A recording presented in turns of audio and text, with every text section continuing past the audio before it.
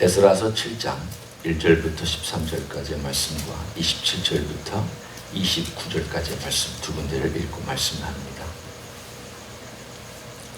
이 일 후에 바사왕 아닥사스다가 왕위에 있을 때에 에스라라 하는 자가 있으니라.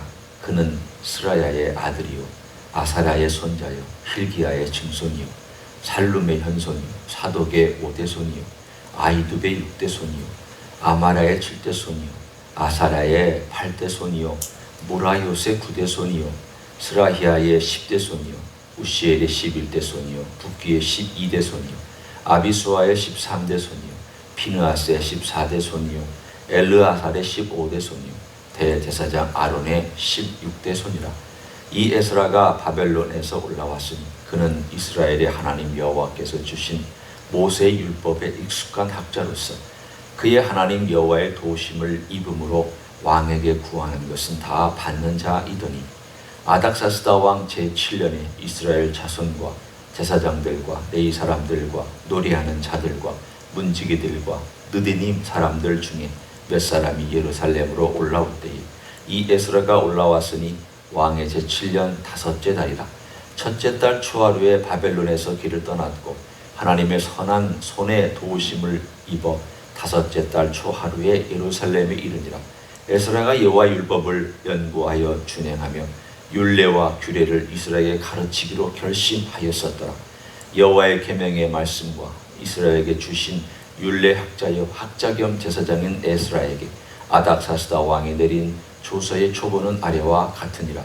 모든 왕의 왕 아닥사스다는 하늘의 하나님의 율법에 완전한 학자 겸 제사장 에스라에게 조서를 내리노니 우리나라에 있는 이스라엘 백성과 그들 제사장들과 레위 사람들 중에 예루살렘으로 올라갈 뜻이 있는 자는 누구든지 너와 함께 갈지어다. 27절입니다.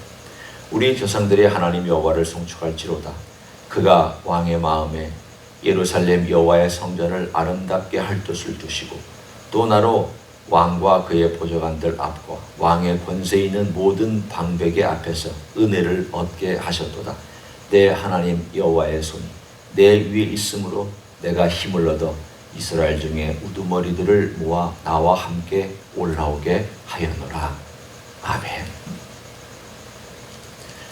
1장부터 6장까지의 사건, 이미 과거에 에스라라고 하는 이 중심 인물로부터 80년 전에 일어났던 사건입니다. 80년으로부터 한 60년에 걸쳐서 일어났던 사건입니다.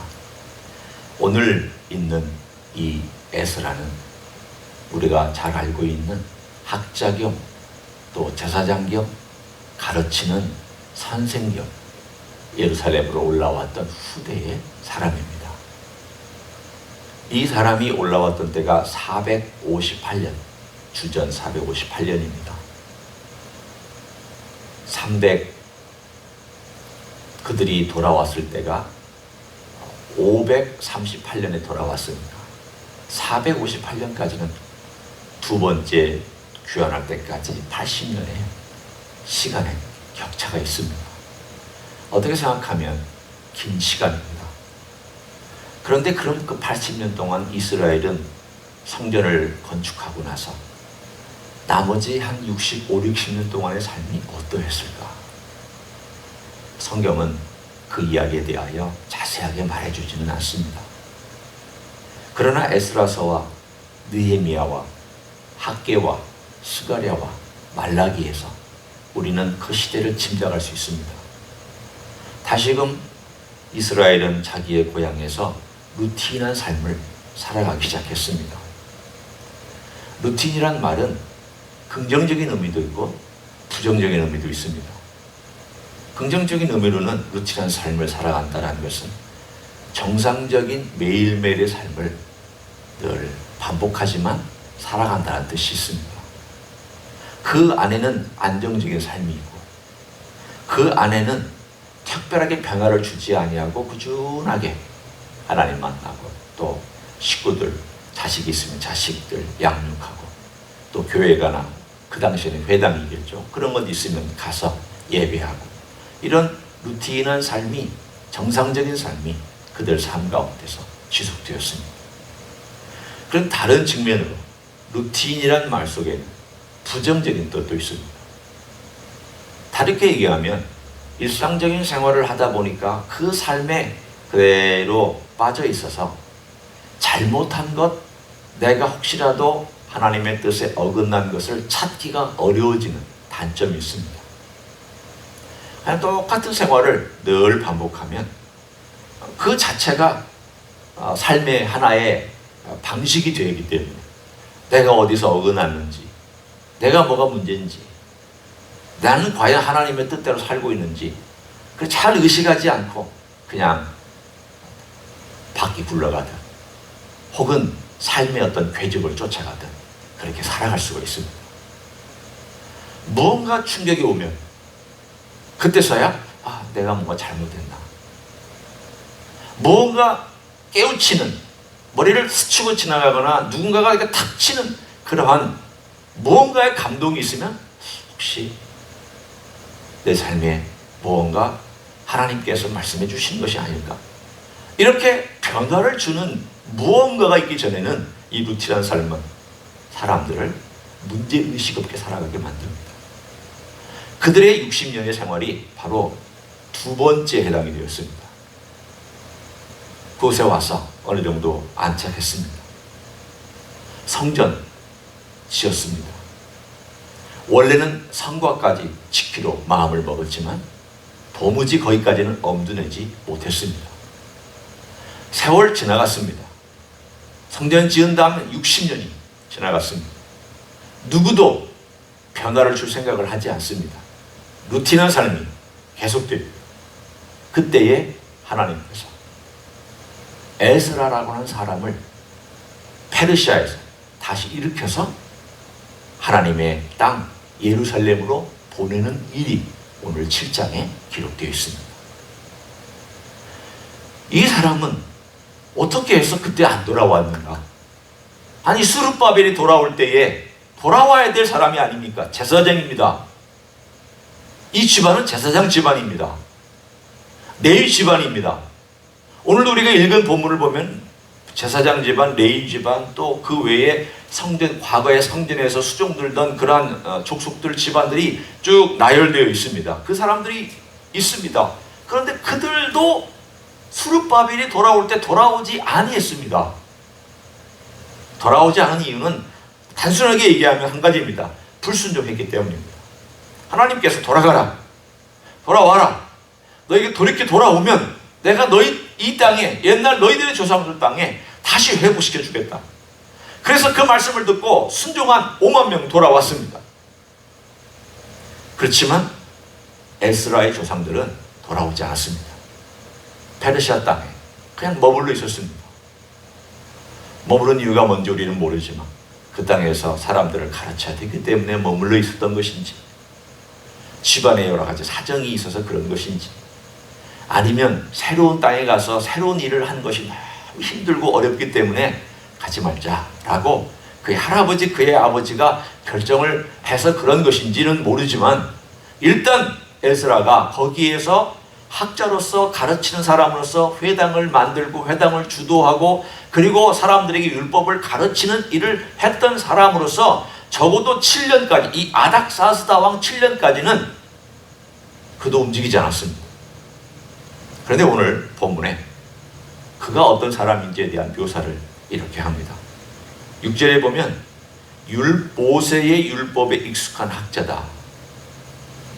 그리고 10절에 보면 에스라가 여호와의 율법을 연구하여 준행하며 율례와 규례를 이스라엘에게 가르치기로 결심하였었더라.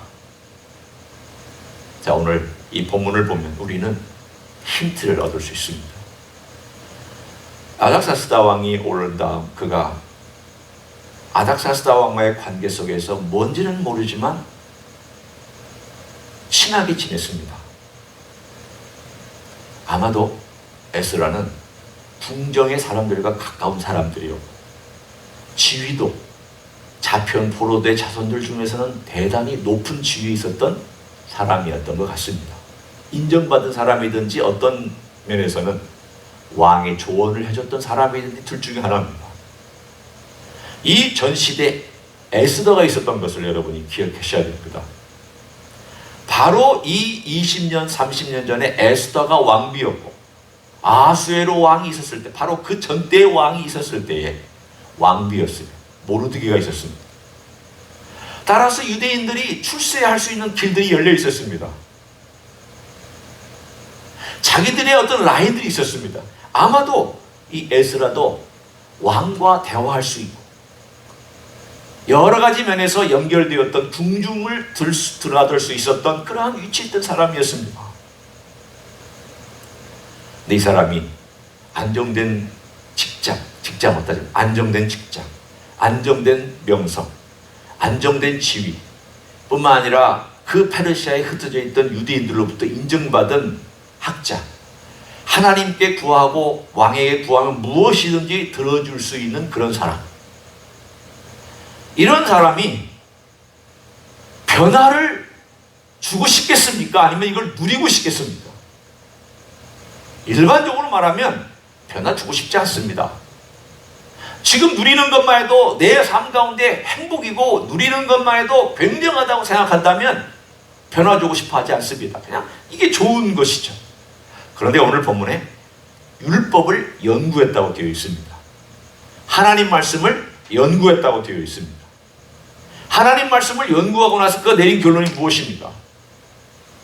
돌아가야 된다. 우리가 여기 있어서 안 된다. 여기 있는 것이 아니라 하나님 분명히 돌아가라고 말씀하셨다. 모세 율법에도 저주의 맨 마지막은 다른 땅의 포로로 잡혀가는 거지만 그 저주의 마지막에 하나의 희망의 실마리를 모세도 붙여놨고 솔로몬도 붙여놨고 모든 선지자들도 붙여놨습니다. 거기서 그들이 돌이켜 회개하거든 그들을 되돌려 주십시오. 이겁니다. 돌아와라. 돌아오면 내가 너희를 다시금 회복시켜 주겠다.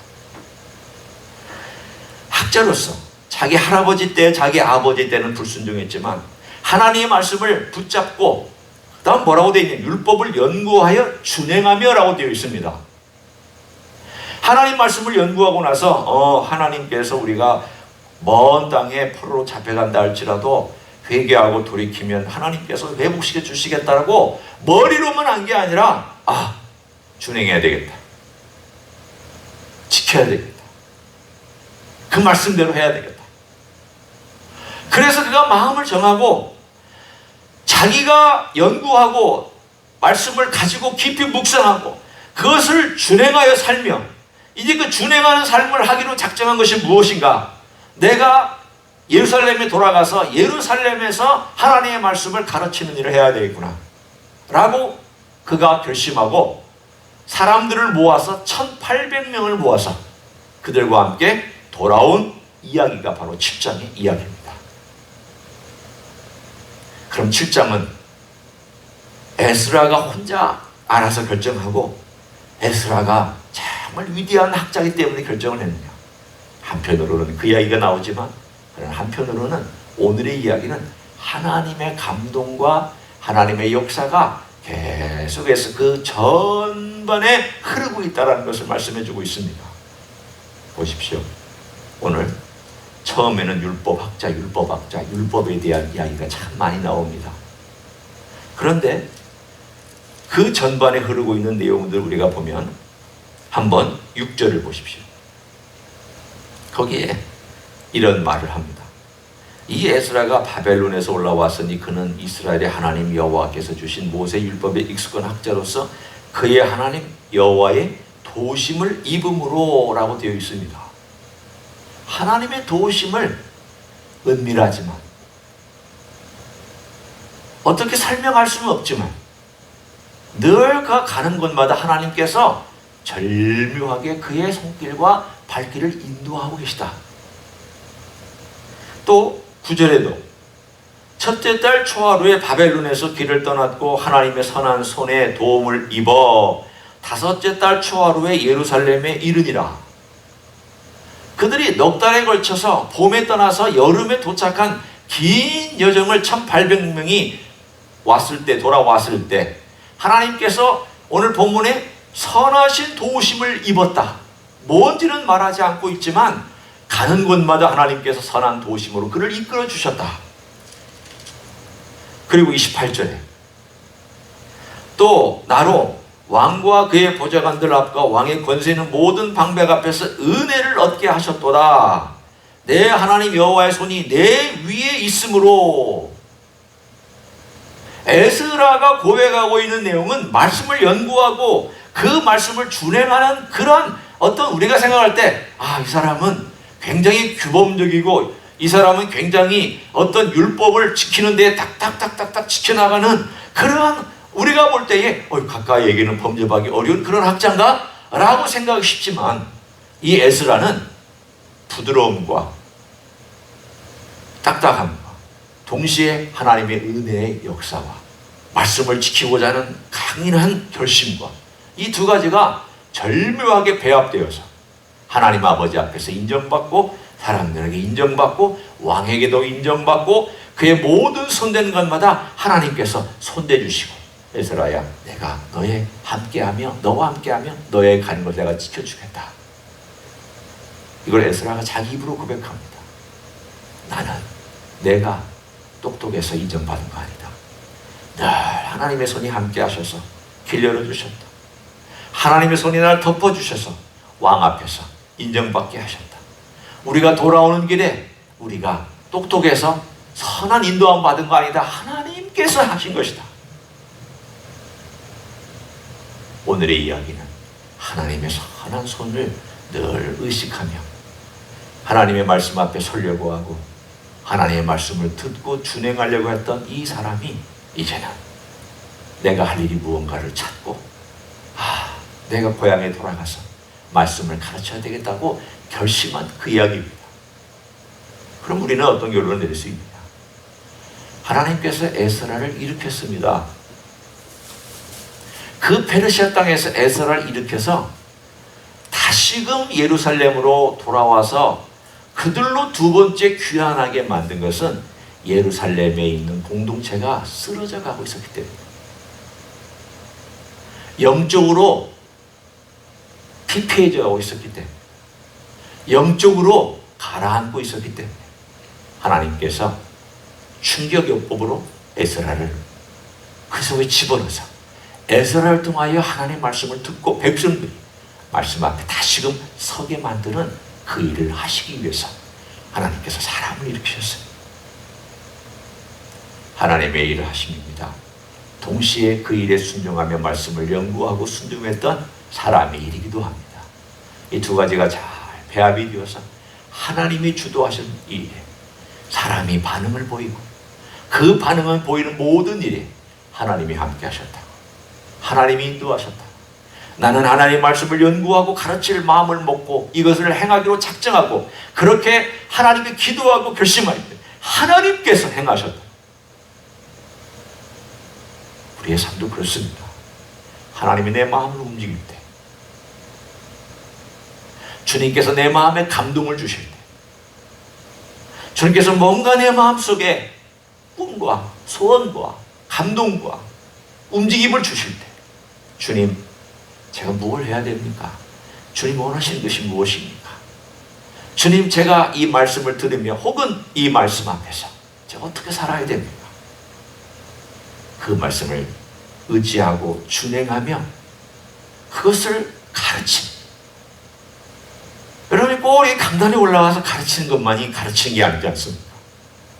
그대로 삶을 사는 것도 가르치는 것이고 전도하는 것도 가르치는 것이고 자녀를 잘 기르는 것도 가르치는 것이고 사람들 앞에 본된 삶을 살아가는 것도 가르치는 것이고 어떤 것이든지 이 땅에 위해서 주님의 나라와 의를 위해서 그 일을 행하는 것이 오늘 에스라가 가르치기로 결심하였었더라와 같은 그런 일이 될 줄로 믿습니다.